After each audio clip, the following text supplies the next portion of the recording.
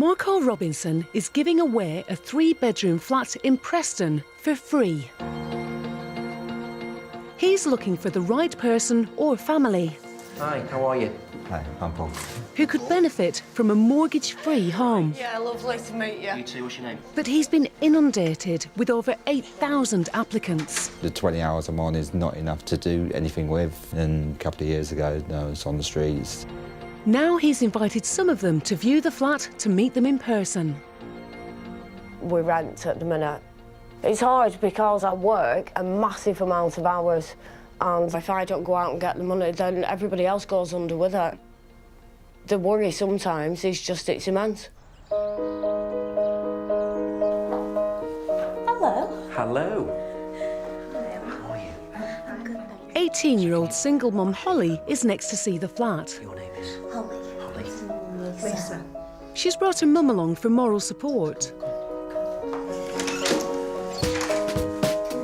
Holly lives 5 miles away in a 1-bedroom flat with her newborn baby, Bethany. Oh, look at this. Oh, that's better. Oh, my God. Oh, this would be best. I've put, like, a cot there. Loads of toys Loads everywhere. of toys everywhere. Nice. That's the drawers. I want to have After becoming pregnant a year ago, Holly has been trying to adapt to a new life as a young mum. Wow. At the time, I would have thought I was quite mature, I guess. There's a bath. But getting pregnant is a complete reality check. It really does force you to grow up very fast. Oh my God, Mum. Oh, gosh. Look at the lounge. God, it's huge.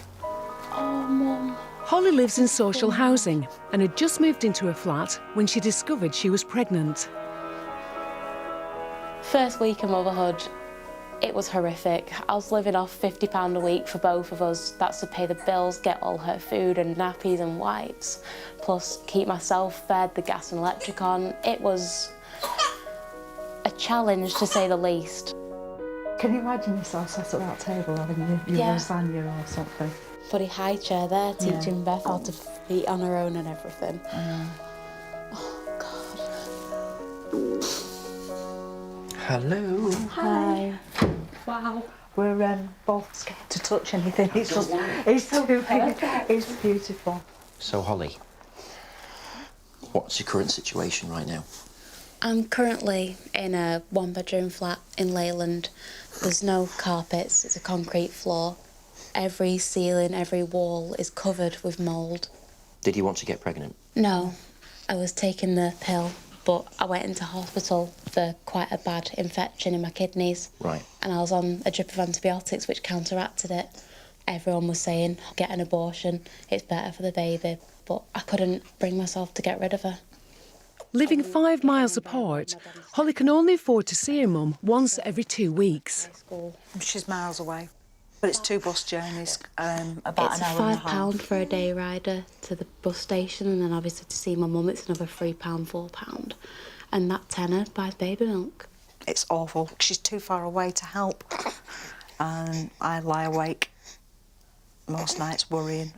So, what place were you in your life when you got pregnant? Things were finally starting to look up. I was going to go on to university, move into the halls. I was going to look into journalism, hoping to, you know, get big on one of the big magazines or companies. I've always had a passion for writing. If she hadn't have had Beth, she would have excelled, because I know she's got it in her. She's always been like that. If she wants to do something, she'll do it. I feel like I failed her. I just want better for them than I was able to give. I'm kind of stuck on my own out here. Housing won't help. My family's not in a position to help. It's me and Beth against the world with very little money. I am stuck in the bottom of the pit and I cannot climb out. No one's given me a ladder. I am literally out of options.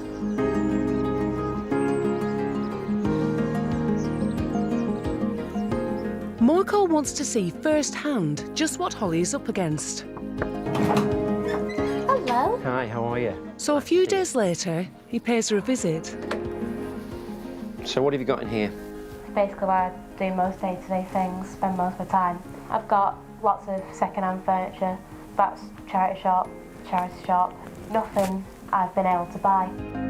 Holly has lived here for the last 12 months, and despite having a young baby, she's not a priority for a larger property until Bethany turns 3. There's no carpet on the floor, This is the bathroom here.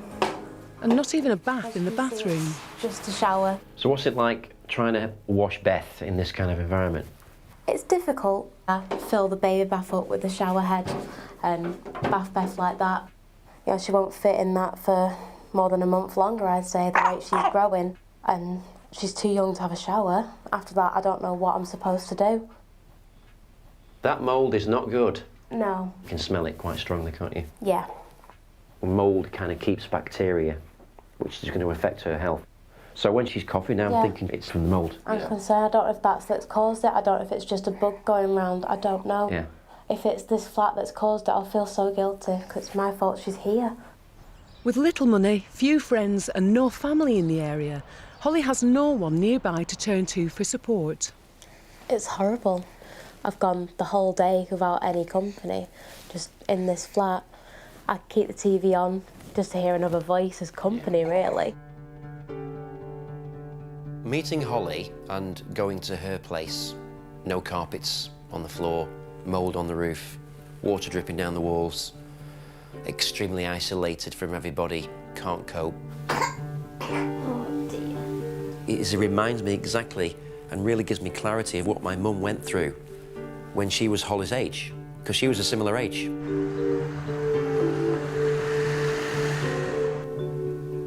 How old was I then? 7-ish. When you were born, we lived in a one-bedroom flat and I worked in the pub probably 6 nights a week. But I couldn't afford anything. I couldn't afford new clothes. So that was hard. And then things went wrong with my marriage because he just gambled the money away. I don't remember a lot of that time, but I didn't feel like I had stability or a home or stuff like that, I guess. That's how I felt as a kid. Marco's parents' marriage broke down. They lost their house, and Marco and his mum found themselves out on the streets. So we spent one night sitting on a park bench. It was winter, so it was cold, it was scary, it was a very long night. Well, that's sad, isn't it? I mean, that's astounding, really. Got a council house, do you remember that? Yeah. And then we went to live in a caravan. It was just a bad situation where I couldn't really see any way out of it at the time. When he was growing up, life was difficult and he was extremely shy.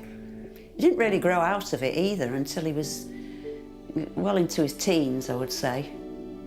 He's a strong character, but he's still sensitive, still vulnerable, and it's made him think more about the plight of others, if you like.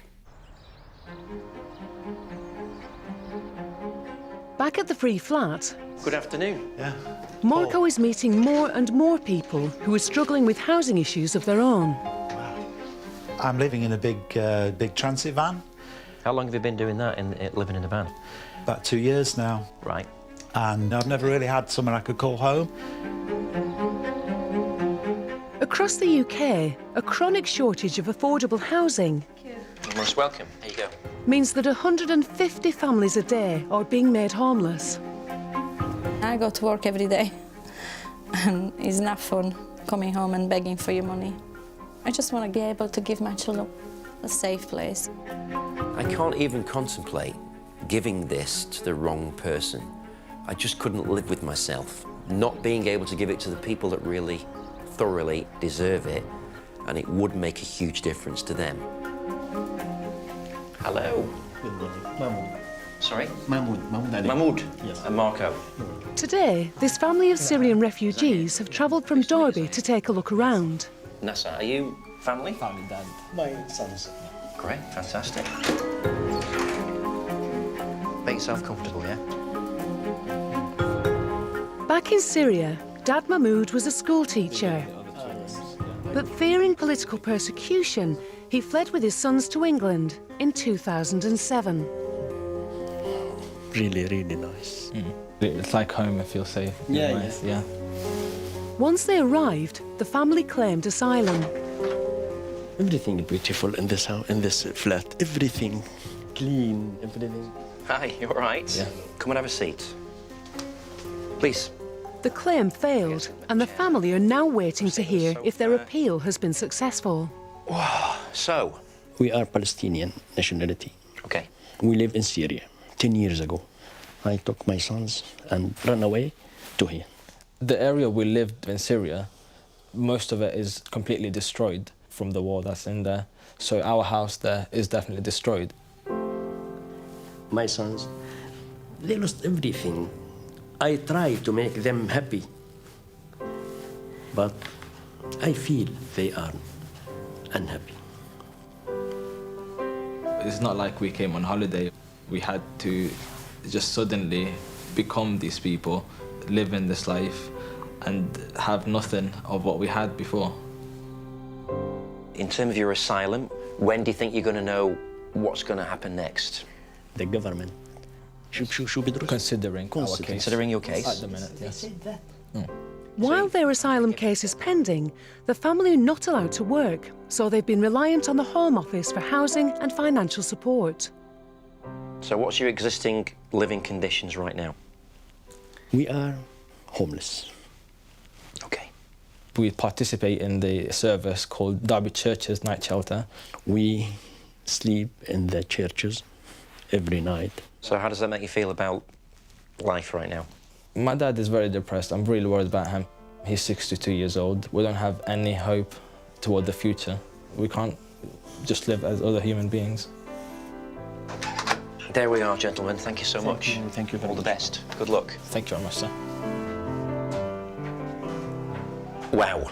To be in this situation is diabolical. It's very difficult, this, because you've got people saying, well, foreigners coming into the country, taking our homes. Then you actually meet these people, and as a human being, you feel for them. I mean, you see Syria on the news every day, but you don't see the people that are suffering. It's extremely difficult to have any kind of prejudice when you hear the true story of what's going on. The Alleys have been sleeping on church floors in Derby. They often share this space with up to 40 of the city's homeless. We come here every Monday. We sleep on the floor, but we don't sleep at all because a lot of people just snore and shout all night, and we don't feel safe. So sometimes we just stay awake most of the night. When the Alleys came to the UK as asylum seekers, they were housed together by the Home Office. But in December 2016, Dad Mahmood was told he'd have to live elsewhere and be forced to live away from his sons.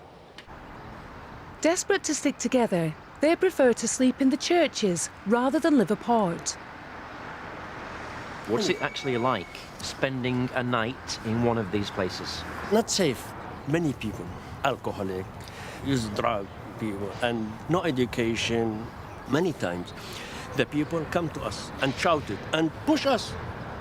But with spring on its way, soon they won't be able to stay here at all, as the homeless shelter is only open during the winter months. After 1 month, the churches will close, the night shelters program will stop. We don't have any place. So there's no way you can go? Anywhere. We have to go to street.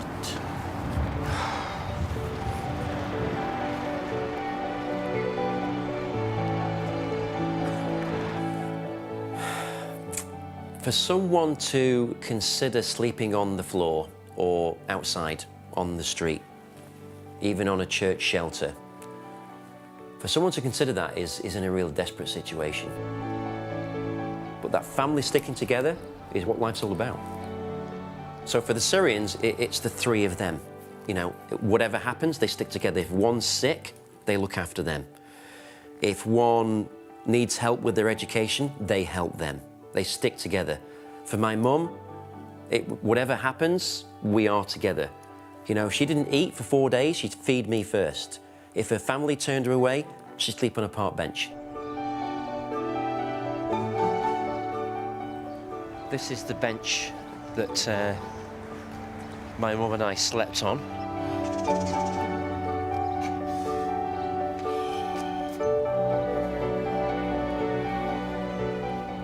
When I sit down, I'm trying to remember through my mum what it would be like sitting here with a child and having nowhere to go. I mean, how hopeless is that feeling?